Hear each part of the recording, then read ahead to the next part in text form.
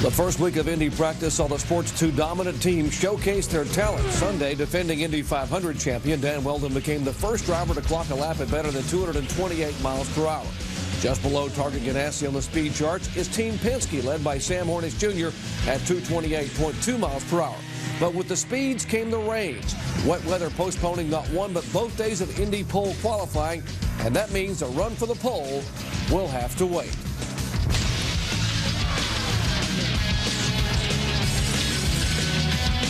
Welcome to Sports Center, presented by Weber Grills at the Indianapolis 500.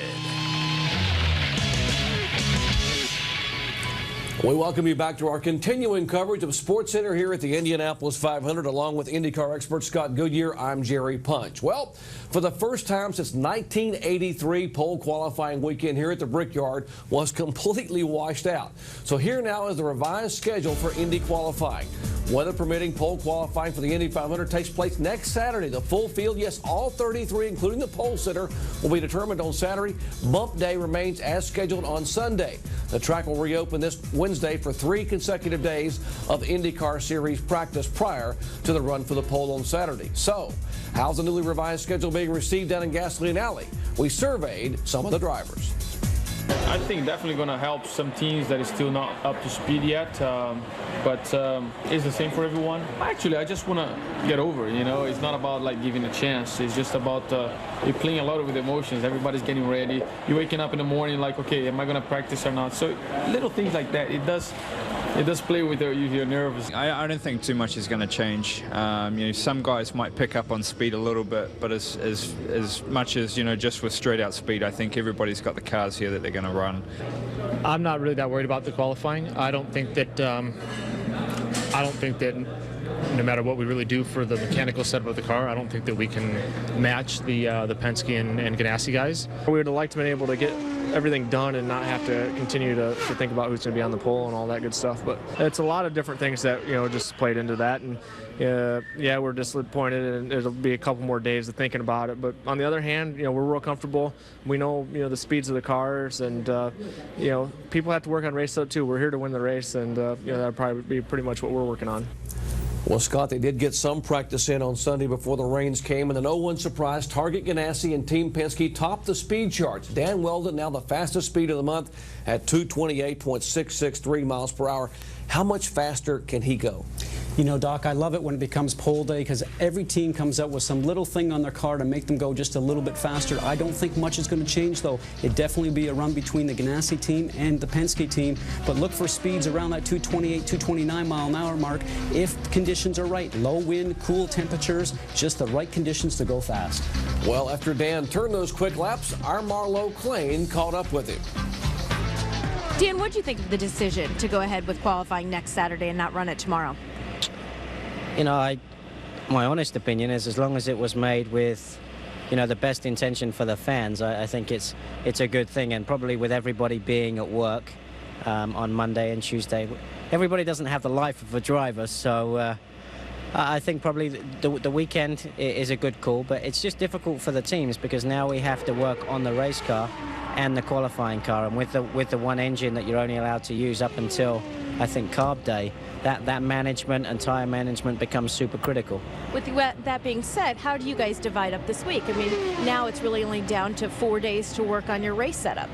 That's not down to me. That's down to all those people in the truck. That's what they're paid the big bucks for. So I think the biggest thing for me is we just approach the rest of the month with the race in mind. I think you know, the pole sitter now is going to be remembered for a week. The race winner is obviously remembered for the rest of his or her life. So you've got to keep the big picture in mind, and that's what I've learned about this place. I qualified 16th last year and was able to win the race, and certainly I would be telling my guys to you know, just focus on the race, but bear in mind that come Friday, we can, in the afternoon, we can work on qualifying stuff because we've definitely got a fast car. All right, Dan Wheldon, of course, just mentioned that he qualified 16th and won this race last year, but he's a contender for the pole this year. Thank you, Marlo. I think they did have the fans in mind when they moved qualifying back to this Saturday. Here's a look at the top speeds of the month. Joining Wheldon at the top of the list are Hornish, Castroneves, and Dixon, with Dario Franchitti now showing as 5th fastest overall. And maybe the biggest surprise here is the 7th fastest speed turned in by a very impressive Vision team with Ed Carpenter being the driver of that car. As for the fastest rookie here at Indy, Scotty, no one's surprised. It's 19-year-old Marco Andretti. And with the last name of Andretti, Doc, he's certainly better to be very fast, and he is. He's done a great job all month, but in the 3 races that we've had so far this year, he has only finished 1 of them. Now he has to come to the Indianapolis 500 and go through 6, 7, maybe 8 pit stops and finish 500 miles. It will be interesting to see if he has the patience to sit back and learn about this race and make it to the end. As we look at 11th through 20th on the speed charts, there's Marco at 13th, just behind his dad. The 2 other Vision drivers, Scheckter and Bell, are 11th and 14th, and all 3 of the Rahal Letterman drivers are clustered in between 16th and 19th. Now, let's talk for a moment about the return of a former 2-time winner here, Al Unser Jr. What do you think about his progress thus far this month? Well, he's with the Dreyer and Reinbold team, and the team's not going that quickly so far. Buddy Lazier, his teammate's 21st. Al Jr. is 23rd. Both of them have won this race before, and I think for them to have a successful month, they're going to have to rely on their experience and patience and get the car up to the front, and maybe a little bit of luck to see that chance to see victory circle. Well, as you look at some of the other notable speeds, there's Unser 2 spots behind his teammate Buddy Lazier at 23rd. And some of the drivers who have had very little track time, like Larry Foyt, Tiago Medeiros, and Arie Luyendyk Jr., they won't really begin their search for speed until later on this week. It's our pleasure now to welcome the 2003 IndyCar Series champion, Scott Dixon. And Scott, the Target team has been fast from the get-go here. You currently stand 4th overall in the speed charts. How would you rate your chances to win the pole on Saturday? I think as a team, it's very good. Dan and myself have been in the top 4 pretty much, I think, every day here. I slipped back on one of the days when we were trying a few different things, but you can definitely say, I think at the moment it's out of Penske or Target Chip Ganassi racing for the pole, and it's going to be tight. It's always hard to know though, because Penske seem to pull out a little bit of extra, come qualifying day. And Dan turned a 228.6, and do you see yourself getting there? And what do you think the pole speed will be when we do get a chance to run on pole day? Yesterday with the split sessions, most people, big groups were out there, and especially in the opening parts of those sessions, I think a lot of those times come from big toes, so it's hard to tell, whether they're doing it by themselves. I think a 227 was more legit yesterday. I think our one was kind of more by ourselves than some of the others, but I think it's going to be a tough day on qualifying, especially with all 33 cars trying to qualify. And once again, you're going to have those big groups in the morning, so it's going to be hard to get a clear lap by yourself. So those conditions definitely yesterday were ideal, for great speed. I think it's going to warm up a little later in the week, and the speed's going to come, start dropping back. The last couple of years have been tough for you and the Target team. Since winning that championship in 2003, you've had just 1 win in the last 35 starts. Although this year things are really looking up. What's the biggest difference between what happened in 2004 and 5 versus what's going on now with that Target team? It was very tough. 03 was a new year for the team in the league, and myself, and then having such a strong year with winning 3 races, and I think we could have won a lot more just with mechanical problems, but having such a low time after that with 04 and 05 was pretty hard to put up with, and with a team that wins a lot of championships and a lot of races normally was even worse. I think this year there's been a lot of big changes over the winter. We had the chassis, the engine. The engine was the biggest change, I think, and then also with Dan coming over, brought a lot of momentum from such a strong year that he had, and you can just see in the team that everybody's a lot more happier. That we have a shot. We've finally seen the light at the end of the tunnel, so it's going to be, and so far it's been pretty good. Since you've been at Ganassi, you've actually had 6 teammates since you've been there, and that says a lot for you, obviously. But now you mentioned Dan coming along. How's the harmony with that? Is it gelled real well with you guys? Yeah, it's been pretty good so far. I think Dan and myself. You got to look at it. It's in your best interest to get on with your teammate. You got to work together to get the most out of both of your cars. And second, for me, you always look for a teammate that's very fast. Because you got to benchmark yourself. And in a team rivalry, there's no better competition. And it's been good so far. I think we get along great. The 24-hour at the start of the year definitely helped us, work together a lot better. And it has been a rough couple of years with teammates. I've seen that and had a lot of good teammates. It's just been you know, it's been kind of bad just with the circumstances that we had. You mentioned all the teammates. It's you certainly drive for a guy, Chip Ganassi, who's made no secret of his desire to win another Indianapolis 500. And what's it like driving for someone like Chip, who's so committed to being competitive and has very high expectations? It's good. You know, you just got to make sure you stay out of his way occasionally, and especially in the last couple of years. I think it's been best, or in my best interest, to stay out of his way and just try and get on with your job. I think you know, a guy like him looks for commitment and someone that's going to keep trying their hardest, even if they haven't got the equipment to do it. And you know, it's been rough for all of us, but to have a team leader and a team owner that has so much competition, you know, from inside and just wanting to win every time you're out, you don't see that too often, and I think it drives everybody in the team. Scotty, good to see you back up front, competitive and smiling again. Hey, best of luck in pole qualifying and on race day. Yeah, thank you very much. Thanks for having me. Scott Dixon coming by now. Still ahead, the biggest disappointment and the biggest surprise of the month. Why are some teams struggling to find speed and others, well, they're running up front? We'll answer those questions and more when we come back.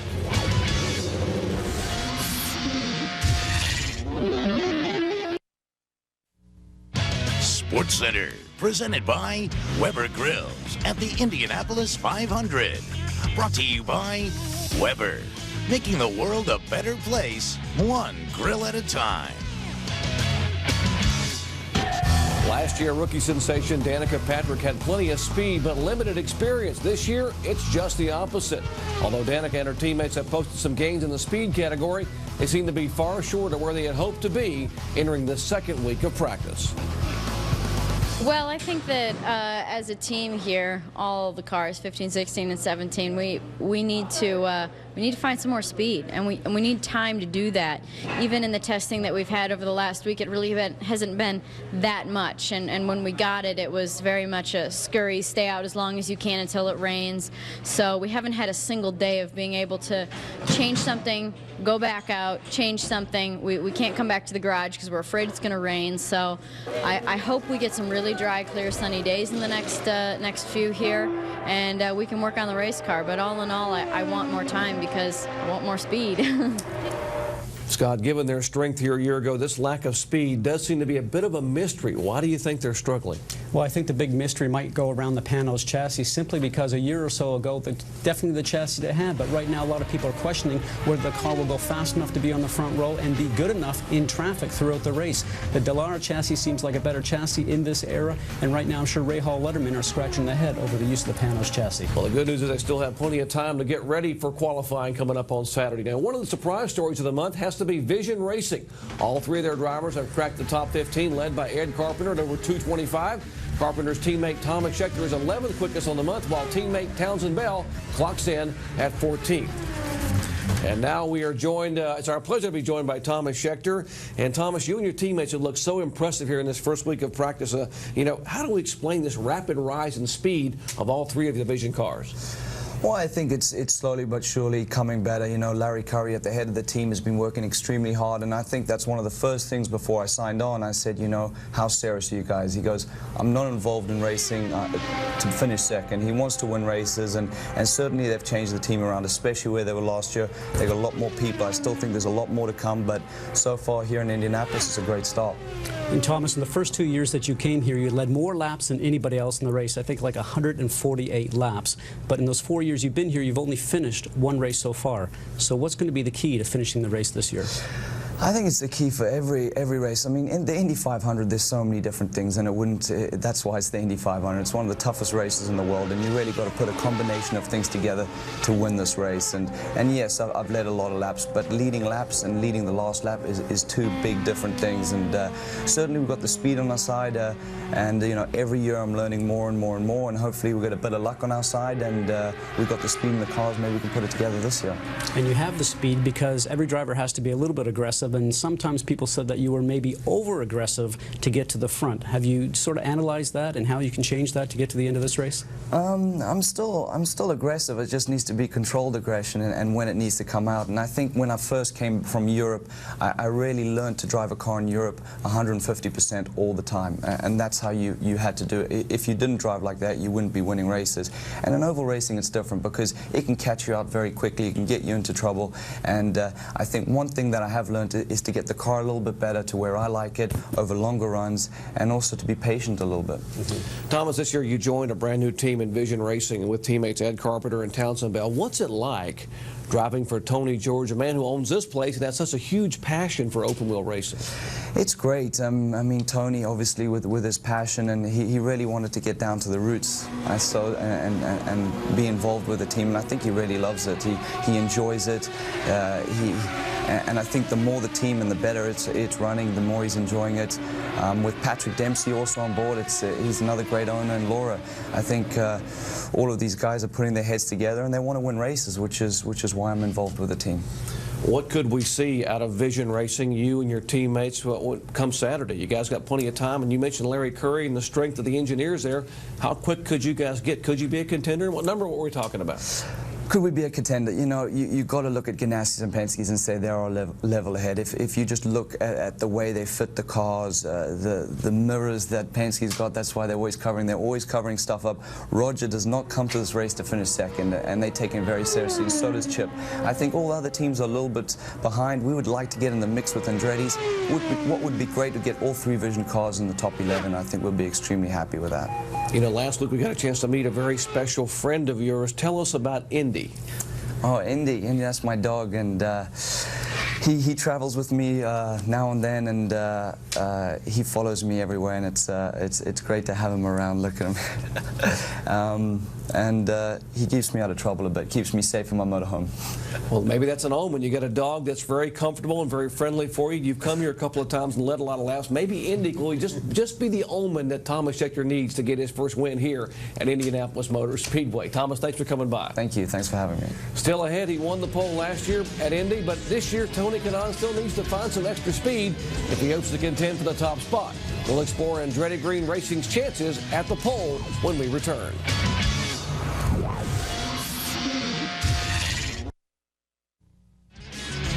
Welcome back to Sports Center, presented by Weber Grills at the Indianapolis 500.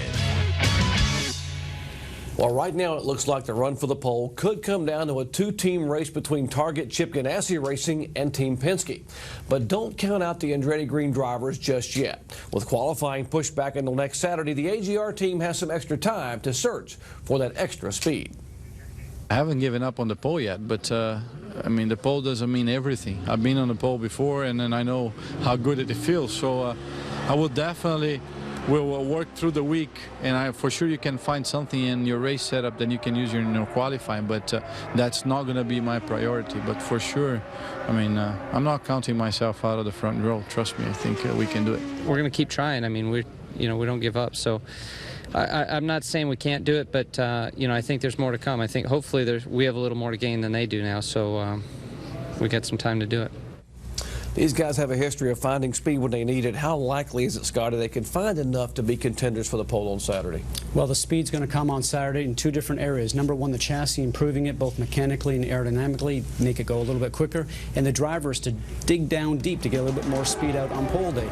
But I think for Dario and Franchitti, who qualified 6th and finished 6th here last year, I think he surprised himself with just a little bit of speed. And with Tony Kanaan, as I said, he's been on the pole before, but I think his focus is probably on the race right now, just to make sure he can put that underneath his documentation. Well, when the cars do return to the track on Wednesday, they'll be faced with one important question. How much time should they spend on qualifying runs versus how much time they should spend on race setup? Now, the answer to that question varies. Race is a priority for the whole of AGR, I would say, and also especially the Klein Tools Canadian Club car. We need to have a good race car. You don't want to just focus on qualifying, because qualifying is just one thing and race is the big one. So people are definitely going to spend more time in one thing and another.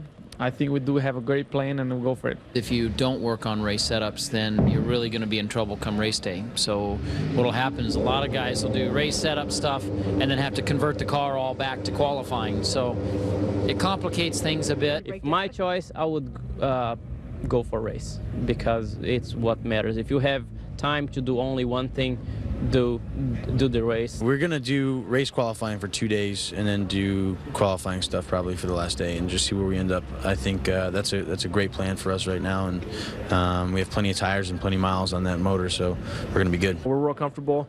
We know, the speeds of the cars, and people have to work on race setup too. We're here to win the race, and that'll probably be pretty much what we're working on.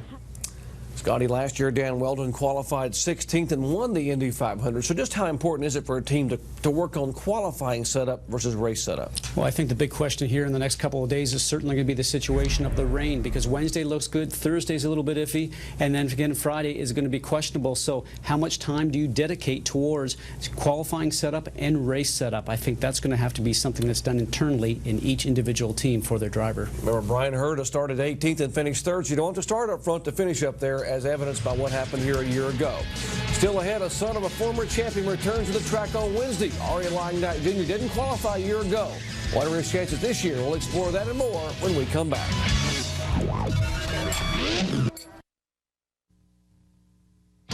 Sports Center, presented by Weber Grills at the Indianapolis 500. Brought to you by Weber, making the world a better place, one grill at a time.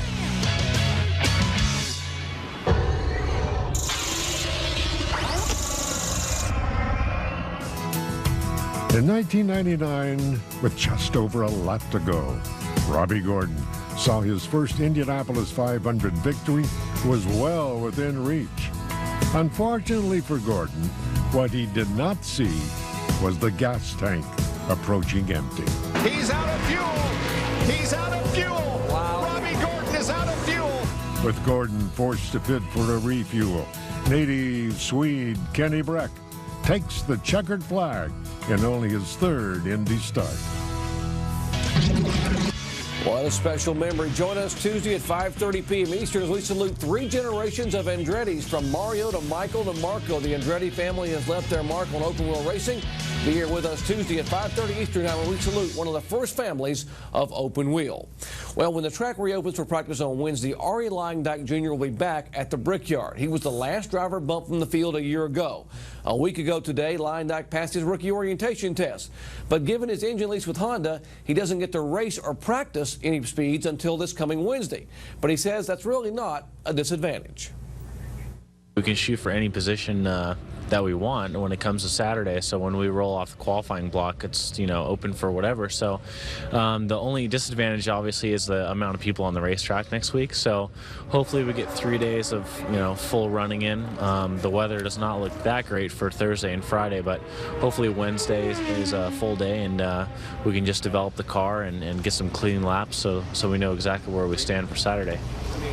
Scott, how much of an advantage is it for a team like that couldn't run last week to have qualifying pushed back a whole week?